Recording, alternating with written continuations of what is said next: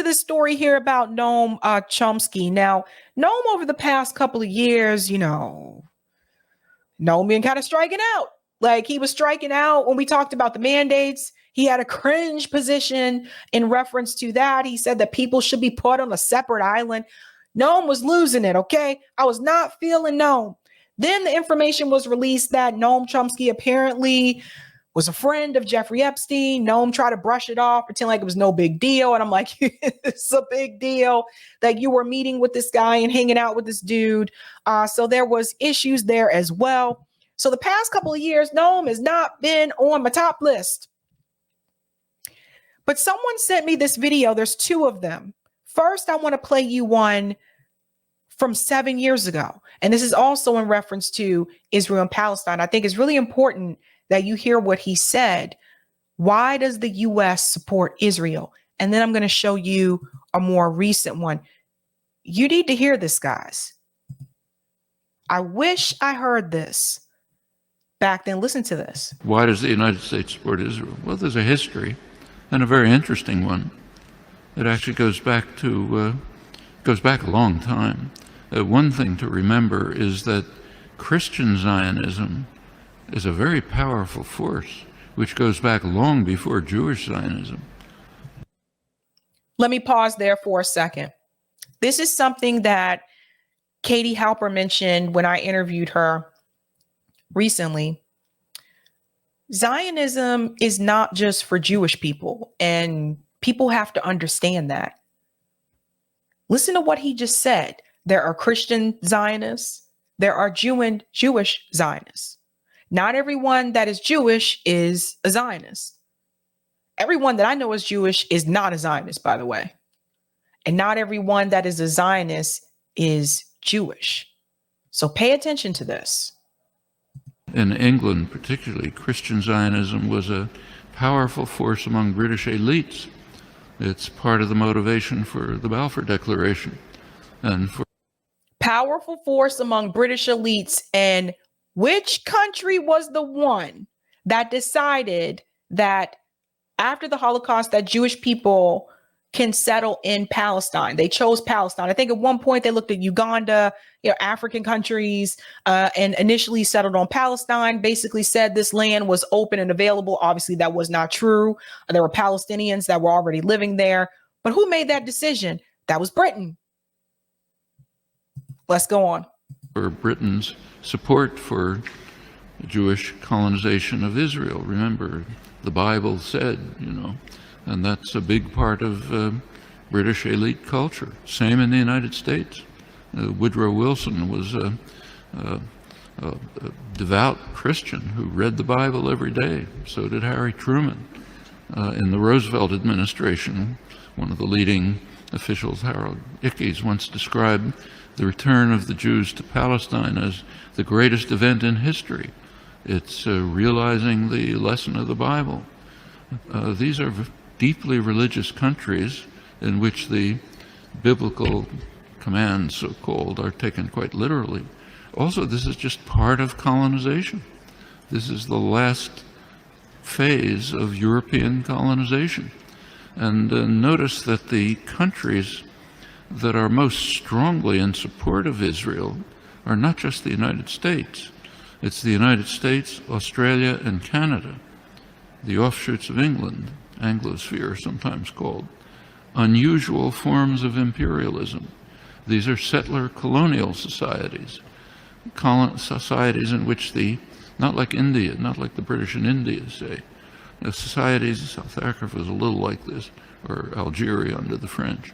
Settler colonial societies in which the settlers came in, essentially eliminated the native population, also driven by religious principles, very religious. Pause there for a second.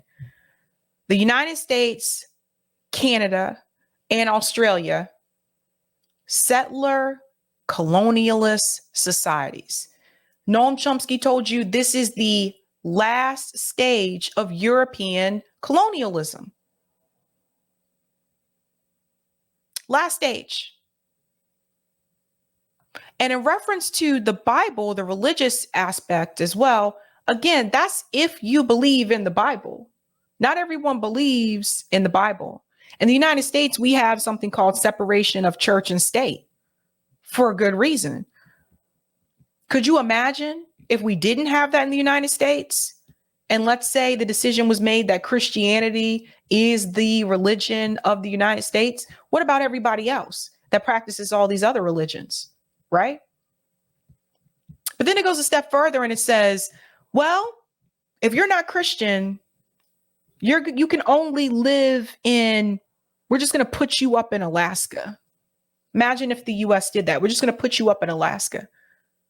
But then they go a step further and they say, well, not only if you're not Christian, but if you're not European. This essentially is what you get with Palestine. It's not just about religion. This is about ethnic cleansing. If it was just about religion, they would be totally fine with the Ethiopian Jews that also live there. They would be fine with the Palestinian Jews that live there. Yes, there are Palestinian Jews, but it's not just about that. Religious groups driven by Christian Zionism. Those are major cultural factors. There are also significant geostrategic factors. You go back to 1948, there was actually a split between the State Department and the Pentagon in the United States over how to react to the new state of Israel. The State Department was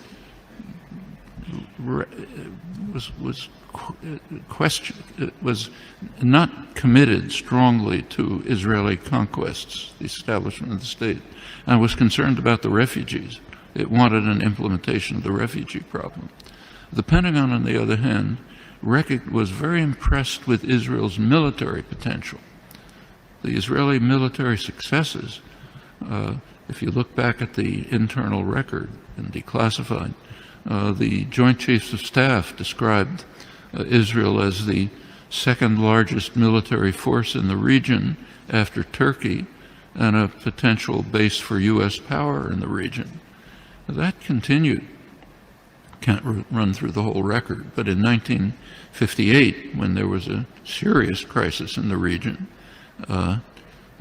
Israel was the only state that strongly cooperated with Britain and the United States, and it won plenty of support from the governments and the military for that reason.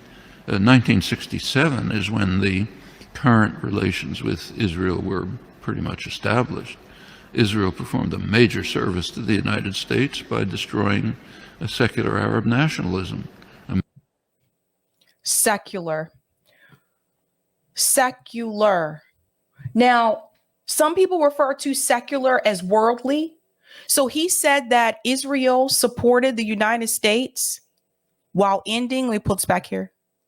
Israel performed a major service to the United States by destroying secular Arab nationalism. Secularism, not Christian.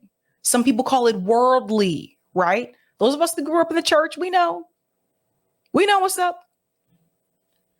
But what else was happening as well?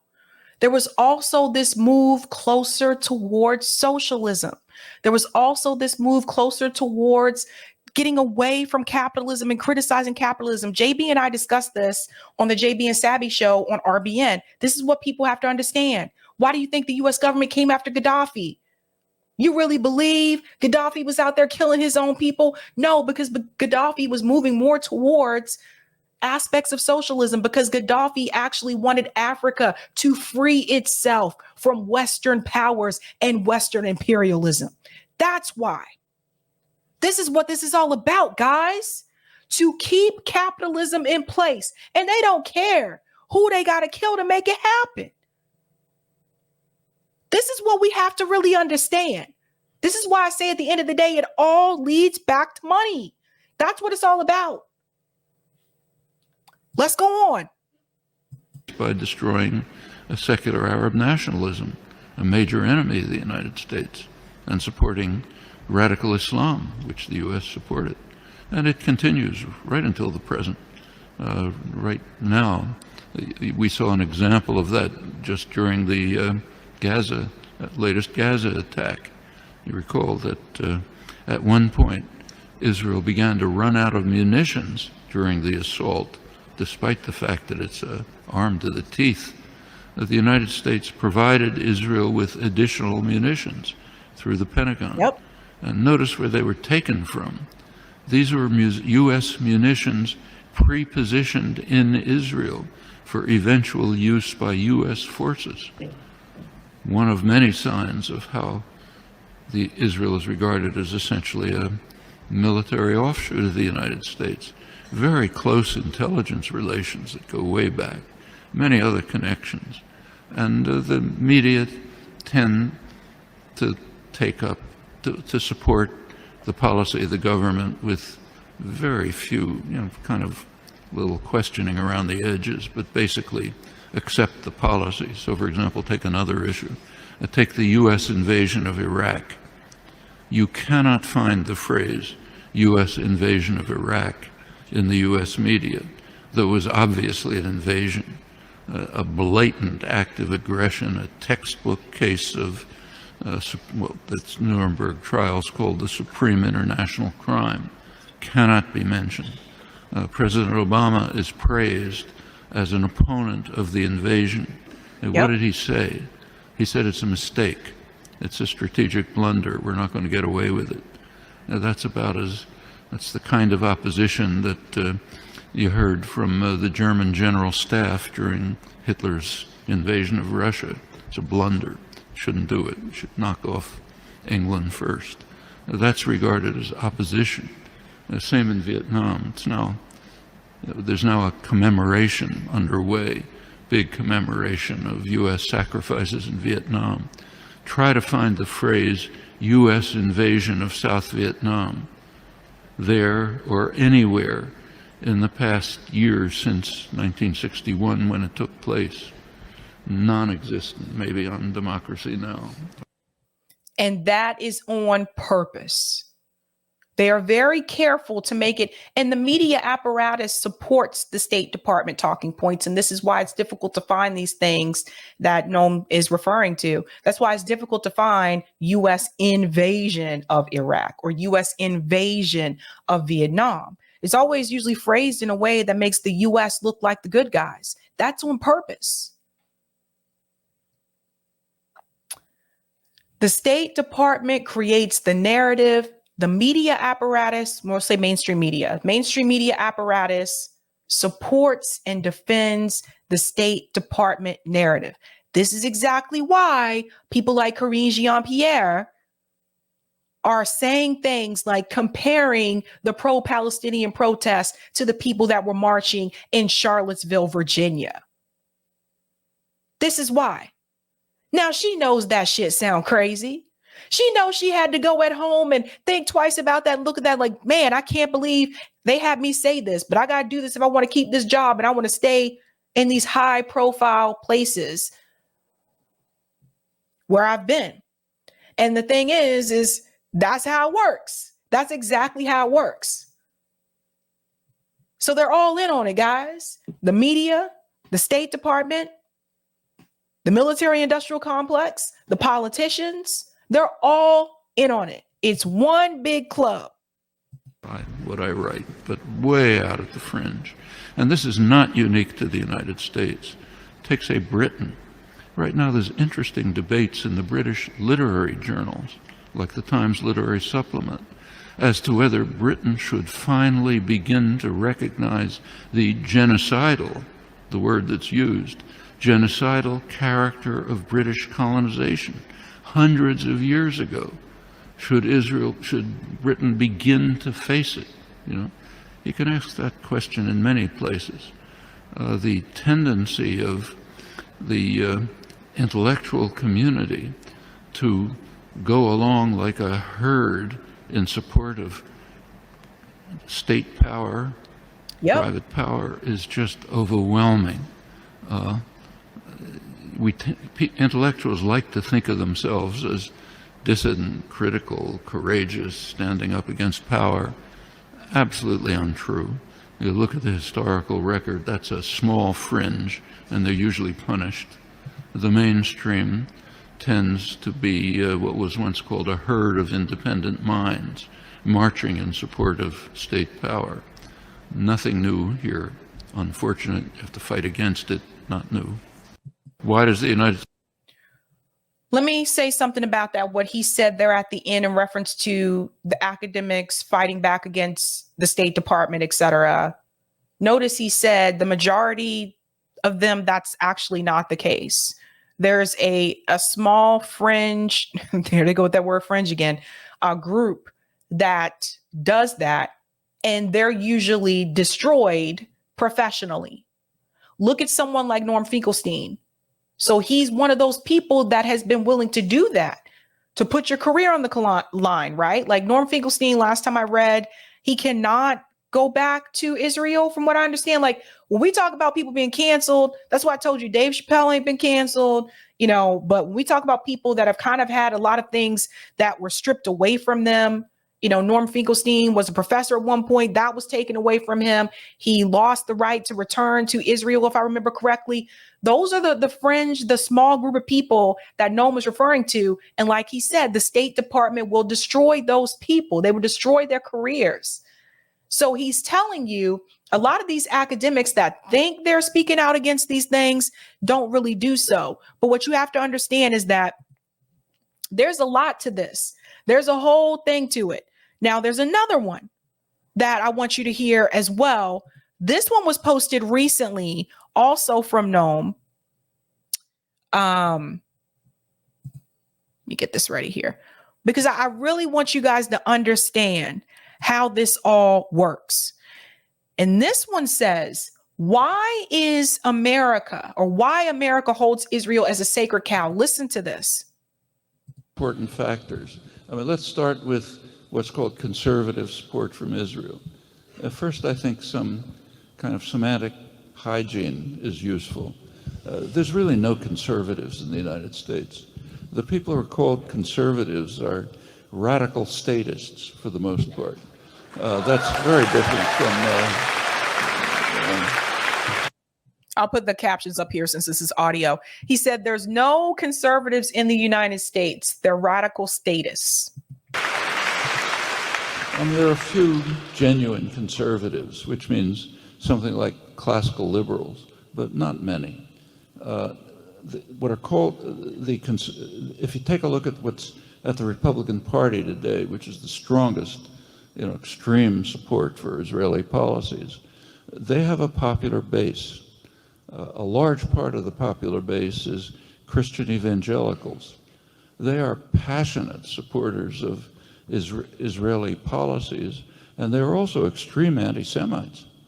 If you take a look at they don't say it, but take a look at the doctrines, like the dispensationalist doctrines. Yeah. They're looking forward to a battle in Armageddon, where everybody gets murdered and the saved souls rise to heaven.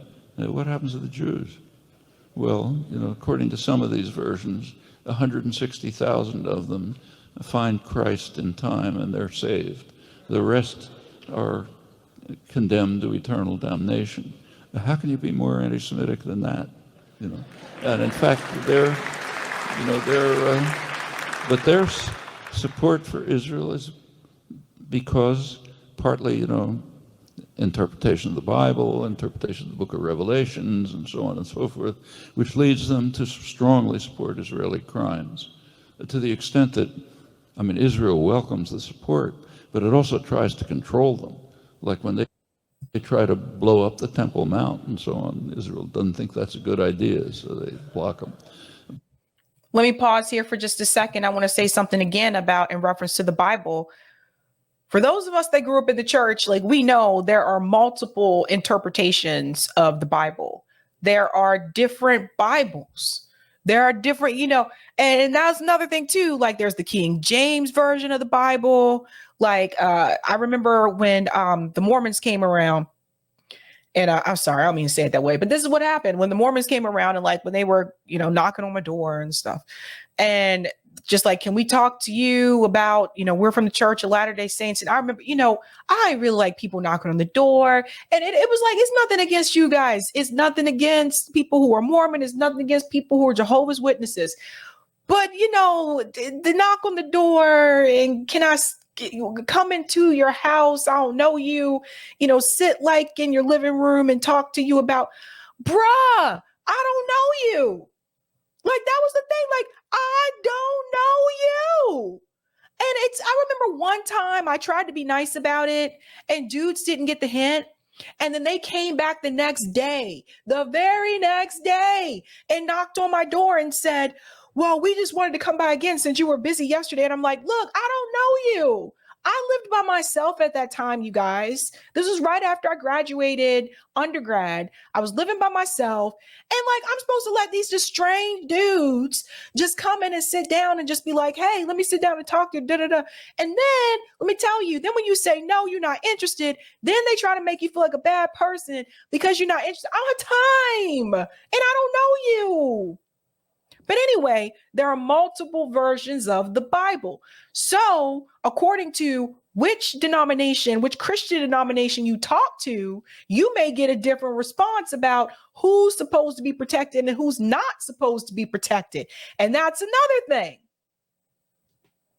So that's something to think about. But why is the Republican Party, why does it have a popular base like that? That's part of its popular base. Another part of its popular base is people who are so terrified that they have to have a gun in their pocket when they go into Starbucks to get a cup of coffee. That's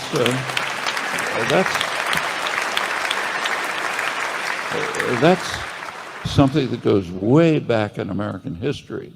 This has always been a very frightened country, and for pretty understandable reasons. From the very beginning, there were real threats from the people we were suppressing. The Indians could fight back. Black slaves might revolt. After the Haitian Revolution, there's a huge fear. So everybody has to have a gun. We have to protect ourselves. And it goes on and on. Well, that's a large part of the base of the Republican Party. Another part is the nativist element. If you look at the demography of the United States, the white population will soon become a minority. The phrase that's used is, they are taking our country away from us. They being all of those bad people. And that's a big part. It's an element in American society. These sectors have been mobilized by the Republicans roughly in the past 20 years for a very good reason. The Republican Party, since about 1995, has stopped being a parliamentary party. It's off the spectrum. They are so dedicated to service to the extreme wealth and corporate power that they cannot get votes by putting forth their own programs. Now, think about what he said there, right? But this part here about not getting votes and the corporate powers, that also applies to the Democratic Party today. Now, I want to scoot forward just a little bit here. And then I can make sure to add this as well. When he gets to Egypt, I can add this link as well. Once again, you're going to hear him mention this word secular. Listen to this. Radical Islam in Saudi Arabia and secular nationalism, which meant Egypt. The United States pretty consistently supports radical Islam, just as the British did in the day when they ran the place. Secular nationalism is considered a threat. It might move towards independence, and that is intolerable if you're trying to run the world. If you're trying to run the world, say it again for the people in the back. Do you hear that? Secularism moves to independence. And that is a threat in the world. That's a threat to countries like the United States, because the United States is trying to run the world. They don't want these countries to have full independence. So he says, if you're trying to run the world is, I mean, for good reasons. You could go into it, but it is intolerable, and radical Islam has been more under control. Well, in 1967, Israel administered a lethal blow to secular nationalism. They smashed Egypt, which was the center of it.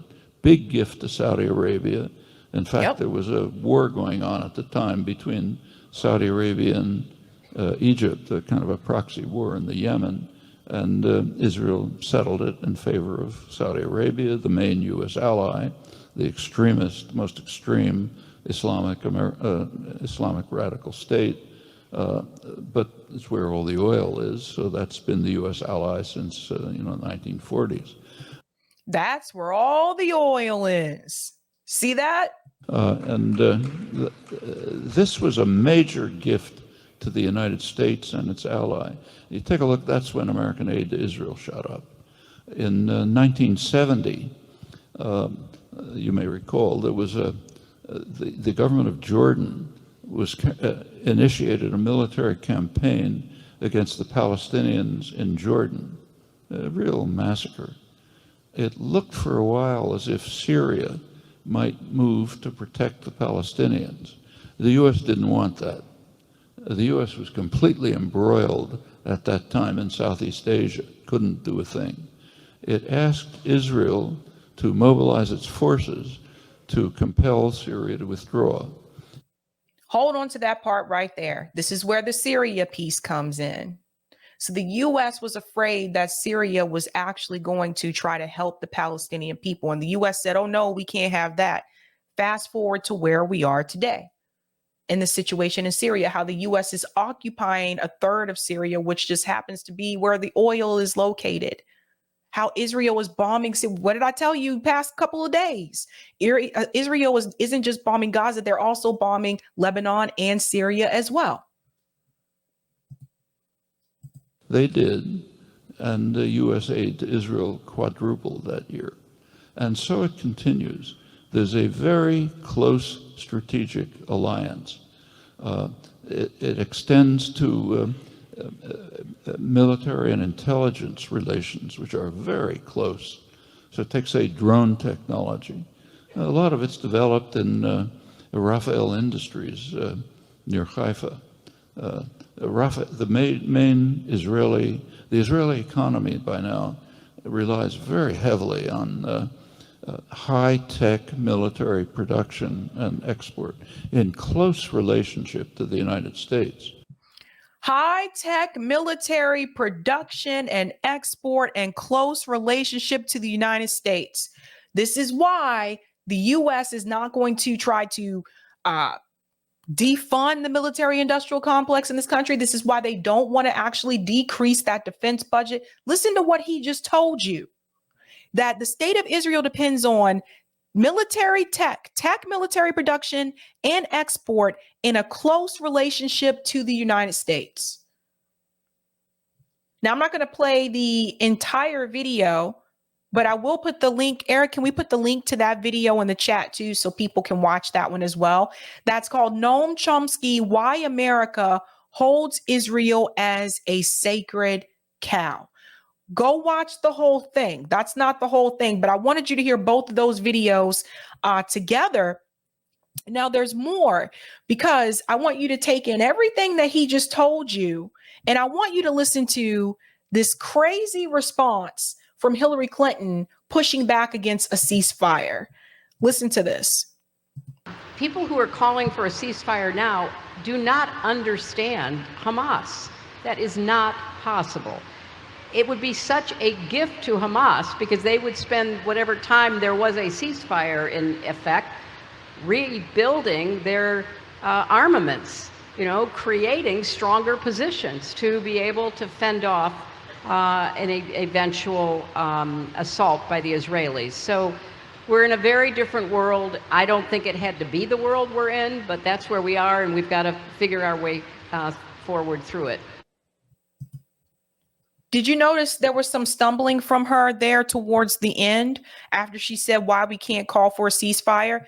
Guys, what I'm trying to tell you is this has nothing to do with protecting the Israeli people. This is all about the relationship that the U.S. has with Israel in reference to the military industrial complex, in reference to intelligence. That's what this is about. And in reference to, what did I tell you the other day about the resources along the Gaza Strip? Oil and gas. That's what this is all about. And there have been leaked documents recently. I want to share this because this news came to me last night.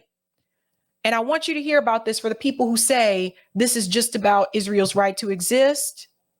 Honey, information has been leaked. Leaked documents, Israeli intelligence think tank lay out plans for ethnically cleansing Gaza. This is what I was trying to warn people about. See, this wasn't supposed to get out, but it's everywhere now. Everywhere.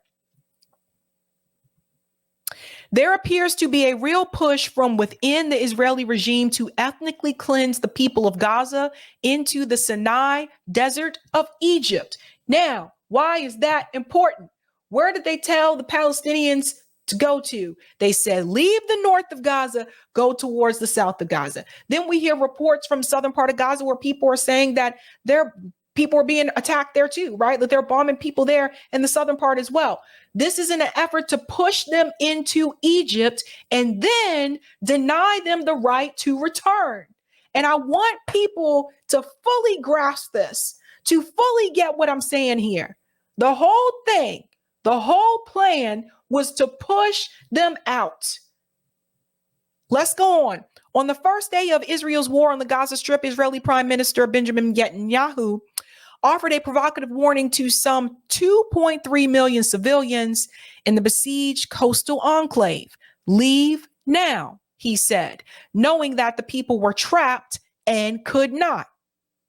However, as time goes on and documents are leaked, there appears to be a real push from within the Israeli regime to ethnically cleanse the people of Gaza into the Sinai desert of Egypt. The Israeli think tank, the Miskov Institute for National Security and Zionist Strategy, published a position paper on October 17th in which they outlined the proposed ethnic cleansing plan, declaring that there is at the moment a unique and rare opportunity to evacuate the whole Gaza Strip in coordination with the Egyptian government. This was then followed shortly after by a report released on Israeli news outlet Calculus, which outlined a document proposing the same strategy. In this case, however, the document bore the official symbol of the Israeli intelligence ministry headed by Gila Gamliel. Both plans, which advocate the same plot to ethnically cleanse Gaza of its Palestinian civilian population, blatantly seek to take advantage of the situation at hand in order to create a solution to Israel's Gaza problem. The idea is to provide Egypt with an economic incentive, even if that has to be $20 to $30 billion, according to the think tank paper, in order to have them submit to accepting the displaced Palestinian people. There is also a fitted in element, which is highlighted in the Israeli intelligence ministry plan, which talks about setting up a security/buffer zone inside Egyptian territory, several kilometers wide, effectively proposing a de facto occupation of Egypt's land for the sole purpose of preventing Gaza's people returning to their homes. I'm going to say this again.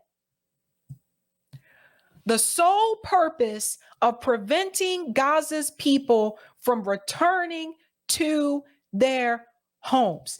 This is what I've been telling you. Get them out. Take the land. Take the resources along the Gaza coast.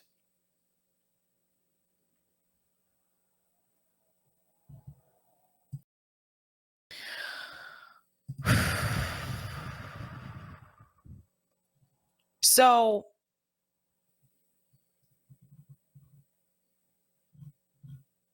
I don't know. I honestly don't even know what else to say, you guys. All I can just tell you is that these are very scary times. You have to get the truth out there to people. And people really need to know what this is about.